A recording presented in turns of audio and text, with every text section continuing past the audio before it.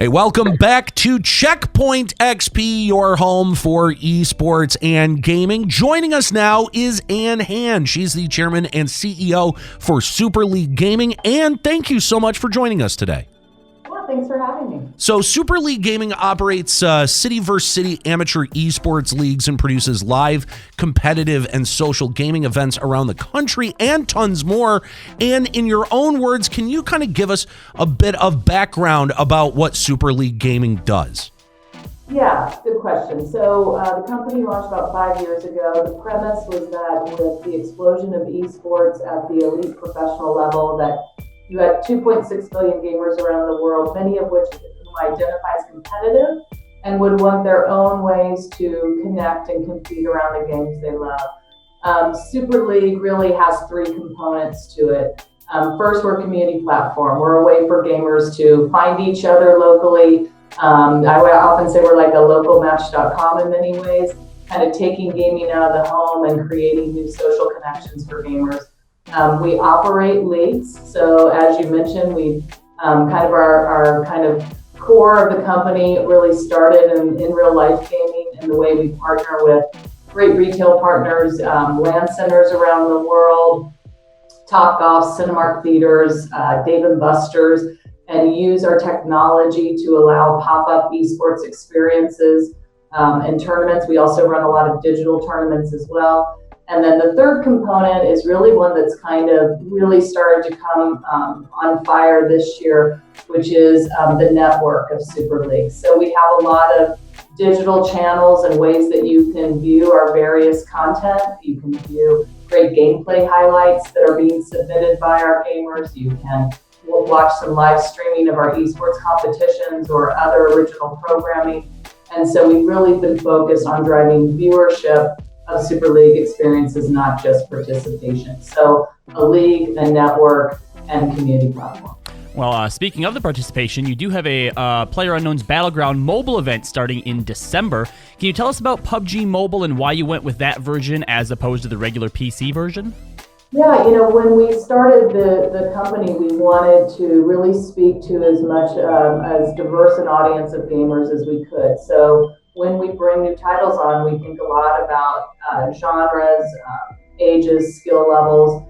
And the more that we were finding good retail partners like Dave & Buster's and others who really were excited about driving this new gamer foot traffic into their locations, obviously mobile is a lot more accessible and easy for gamers. Now, really at our core, we started out of the gate with League of Legends, and we did a lot to really understand that PC gamer and how we direct, and provide great experiences for them as well. The announcement we've made about rolling out into these gaming centers around the world with our partnership with GG Circuit, those are really the right locations for those PC games. And then we think that fast casual is really the right place for those mobile, more kind of casual competitive players. And so when we were working with Tencent, they said, we're excited about bringing PUBG Mobile experiences and leagues. That's something they asked us to do, and we felt like that was the right partnership for it. Another thing I think is interesting about mobile, aside from the fact that it's just super accessible and a great gateway to get people in, and then they can level into more advanced hardware as their skill levels increase. Mobile as well is something that often is hard to evaluate the integrity when you're doing online leagues or digital tournaments, right? Because somebody can just plug a controller into their phone. And so in a neat way, we offer, I think, a higher integrity mobile competition for any mobile title because of the in-real-life component. So you had mentioned accessibility, and I kind of wanted to hang on that for a moment. Super League Gaming focuses on the everyday player as opposed to the superstar. Do you think that lends itself better, that accessibility lends itself better when dealing with things like mobile games? Well, I think that mobile games are just by their nature more accessible, right? It's a great entry point, and increasingly games being introduced cross-platform. But really, if you look at what we've been offering, we really have spoken to a lot of different skill levels. So when we talk about our City Champs Leagues and a lot of the work we've done around League of Legends, those are ranked players. So those are people who are working, putting a lot of time in to maintain those rankings. and we're giving them in a way their version of LCS. So we have things that are at the highest rung of kind of minor league, call it, competition, and all the way down to just fun kind of one-off social gaming tournaments where we know that the players say to us often, I came for the competition, but exit polling, always number one is I made friends tonight. And I think that was a big insight that we had early on, that people kind of come in for the love of play, but leave with much more about what we all know is true about gaming, which is it's not just about the gameplay, it's much more about the community inside. Now, I will say that while we knew it was highly aspirational that somebody would leave Super League and become a pro, right? That's a pretty aspirational goal to have, but it was a rally cry for us. What if one day we said that we created a marriage? And we have had somebody get engaged at meeting through Super League, so we're proud of that. But what if somebody made it to the pros? Would that be another proof point for the company?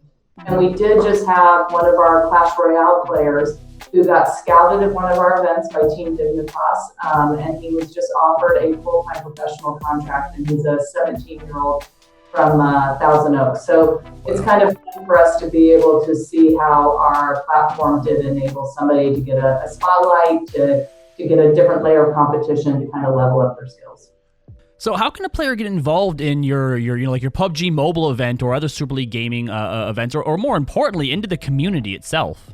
Yeah, it's a good question, because in the early days as we were advancing the technology, we just had a few game titles. So, we always said that we didn't want to leave any gamer behind, but we were leaving everybody behind unless you played those few titles.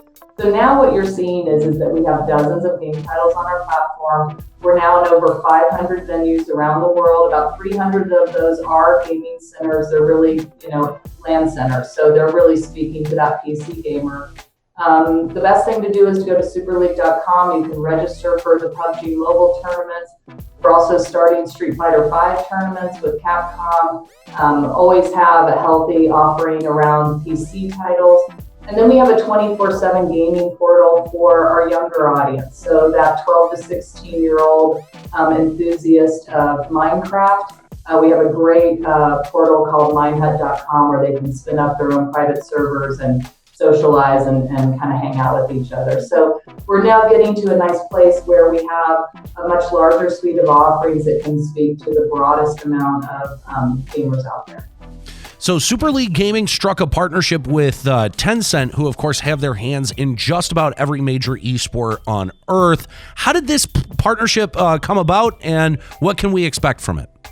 Yeah, no, it's, early days, we jumped out of the gate with a great relationship with Riot around League of Legends, with Microsoft around Minecraft, and really, I think, earned some credibility through the quality of the experiences we were running, through the types of engagement, the way we were building longer retention around that game by structuring a different way to play that game than you would traditionally play it at home. And so I think by proving ourselves with those couple publishers out of the gate, and we've always had a good relationship with the larger publishers out there, but it started to make it much easier for publishers to be able to see what we offer, understand the value that it gives to them, and to kind of be more willing and excited to get their game ingested into our platform.